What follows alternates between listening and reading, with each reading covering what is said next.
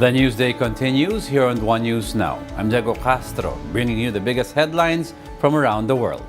Israel says the release of hostages under a temporary truce between the country Israel and Hamas militants will not happen before Friday. Israel and Hamas agreed on Wednesday to a ceasefire in Gaza for at least 4 days. This is to let in aid and free at least 50 hostages held by militants in the Palestinian enclave in exchange for at least 150 Palestinians jailed in Israel. However, the starting time of the truce and release of hostages has yet to be officially announced. Israeli Prime Minister Benjamin Netanyahu meanwhile said that the Red Cross would be allowed to visit the remaining hostages in Gaza. המתווה שהושג לא יכלול שחרור רוצחים, והוא כן כולל הסכמה של נציגי הצלב האדום, לביקורים יותר נכון של נציגי הצלב האדום אצל החטופים והעברת תרופות אליהם. אני שמעתי שיש מי שכופר על זה. הצלב האדום אמר שהוא לא שמע, אז הנה הסעיף המפורש. יתאפשר לצלב האדום לבקר את יתר החטופים ולספק להם תרופות נחוצות, ואני מצפה שהצלב האדום יעשה את העבודה שלו. Several countries welcomed the temporary ceasefire agreement between Israel and Hamas. Turkish President Tayyip Erdogan is hoping that the ceasefire between Israel and Hamas would lead to permanent peace. Erdogan added that Israeli attacks on Gaza were a war crime, saying those responsible needed to be tried according to international law. The Kremlin has likewise welcomed the ceasefire agreement in Gaza, saying this is, quote, the first good news for a long time in the Israel-Palestinian conflict. It added that humanitarian pauses were the only way to build efforts for a sustainable settlement. China also welcomed the temporary truce between the two sides. The Chinese Foreign Ministry is hoping that the truce will help alleviate the plight of the humanitarian crisis, promote the de-escalation of conflicts, and ease tensions. A messy dispute breaks out over whether Pope Francis used the word genocide in referring to what is happening in Palestine. Palestinians who met with the Pope at his Vatican residence insist that he did, while the Vatican says he did not. Other participants at the Palestinian press conference said they heard the Pope use the word genocide, but a statement by the spokesman of the Vatican maintained the opposite. Palestinians also said the Pope condemned Hamas's action as terror, with more than one quoting him as saying, "Terror should not justify terror." In an earlier unscripted address to his general audience, Pope Francis said the conflict had gone beyond war. We'll be back with more stories after the break. Keep it here on One News.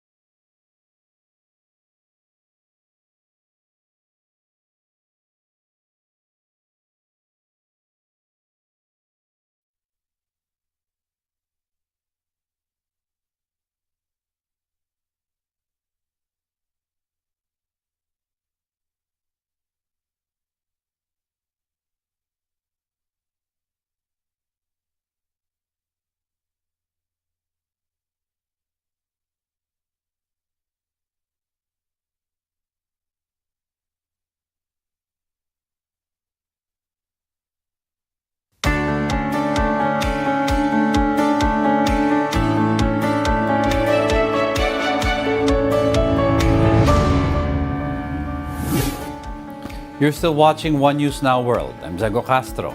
All border crossings between New York and Canada were forced to close after a vehicle exploded at the Niagara Falls.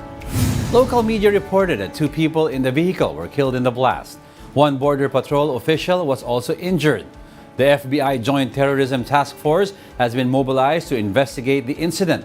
However, a preliminary probe found no indication of a terrorist attack in the explosion. Won't call it an accident. It's not been determined to be an accident. You don't know whether the driver was intentional in how they drove. We do not know that. All I know is there was a horrific accident. I won't call it an accident. Horrific incident, a crash, an explosion, loss of life, but at this time, no known terrorist connection. South Korea moves to suspend part of its 2018 military deal with Pyongyang following the latter's spy satellite launch. In a cabinet meeting, Prime Minister Han Duck-soo said the launch threatened South Korea's security. Seoul said it would resume surveillance flights along its border with North Korea, breaching a no-fly zone established under the pact. On Tuesday, North Korea said it placed its first spy satellite in orbit and vowed to launch more in the near future. Let's now take a quick look at other world stories we are watching. Far-right populist Geert Wilders is set for a major victory in the Dutch parliamentary elections as shown by exit polls. In a speech, Wilders vows to bring an end to, quote, tsunami of asylum and immigration. Rescuers hope to drill through the last third of the debris blocking a collapsed tunnel in the Indian Himalayas by Thursday. All 41 men who have been trapped for 10 days are safe with access to food and water. And one non-profit organization in Japan hosts the inaugural Spogomi World Cup. Participants from 21 countries gathered in Tokyo to compete for the first World Championship title by picking up the most litter in 90 minutes.